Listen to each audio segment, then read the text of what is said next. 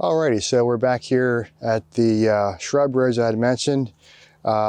This is a pink one that I put in here about 2 years ago, and this is pretty much your average size that you'll see on this here. And it's been, I think we pruned it pretty good last year, but it's time to do it again. I've been looking forward to this for a long time. It's been encroaching on a couple of plants right next to it. And I wanted to wait until spring to give it a proper trimming. They're best not messed with in the fall.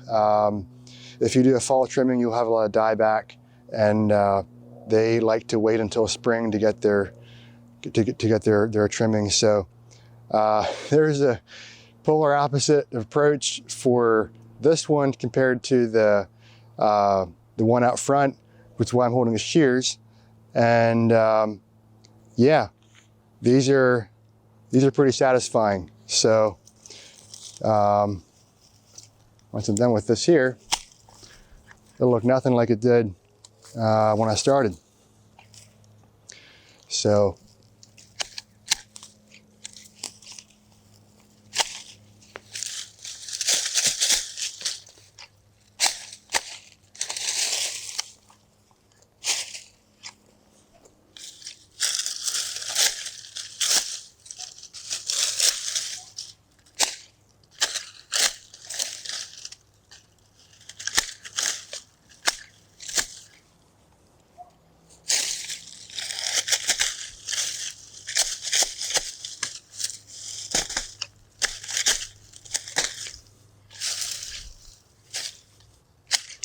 So the bulk of the work can be done with the shears. I try and to give it a little bit of a finished pruning just to get it all cleaned up when I'm done with the heaviest amount of pruning. And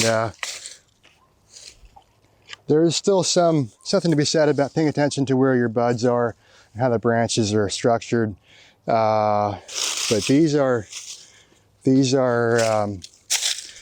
pretty easy, and they grow a little more vigorously than the larger roses. I shouldn't say vigorously, they grow more, you'll get more branching. So you have more branching and more flowers. And you can cut these back real hard.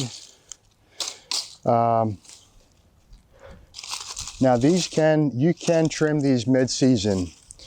So if you're, once your first wave of blooms is gone, you can cut them back, and they'll push out new flowers pretty quickly. I've found that they rebloom pretty well on their own, and I don't really do a whole lot of mid-season pruning, so I wait until spring and just do it then. So, but yeah, you can. I talked with a grower at one of the wholesale nurseries that I deal with, and they were trimming their roses by their office building. They were trimming those every 6 weeks, every 8 weeks, and they always looked good. They were always fresh. So that's, like I said, that's a little extreme. It's probably more than you need to do just for average. You know, they'll still flower just fine, and that is a bit of work.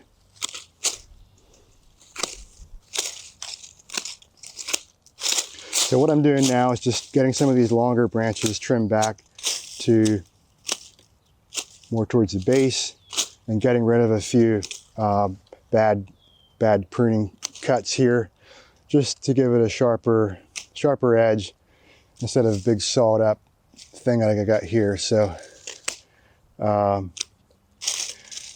not super critical, but you know, appearance matters. So try and make it nice and clean. And any dead wood, any old wood that's dried up there, you want to go ahead and cut that out. So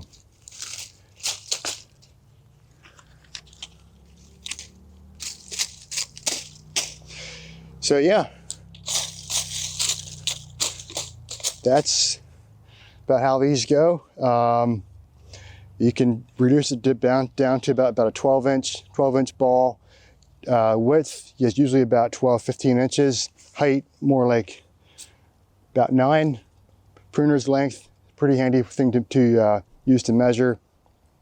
And by late summer, this will be nice and full, covered in flower. Well, it'll be blooming by June for sure, and it'll regrow to pretty much its full size every year. So yeah, simple as that. So next, I'd like to talk about a couple of things about the, in a previous video we had pruned one of my tree hydrangeas, and there's a couple of things I should have done differently. So we're gonna just get that cleaned up a little bit and correct some branching and get that good to go for another season. So come on back to the shade garden and we'll get the hydrangea cleaned up and yeah, meet you back there. Hey guys, thanks for watching. To see more of our videos, don't forget to like and subscribe and click the notification bell so you can see when new videos get uploaded. And we'll see you again soon.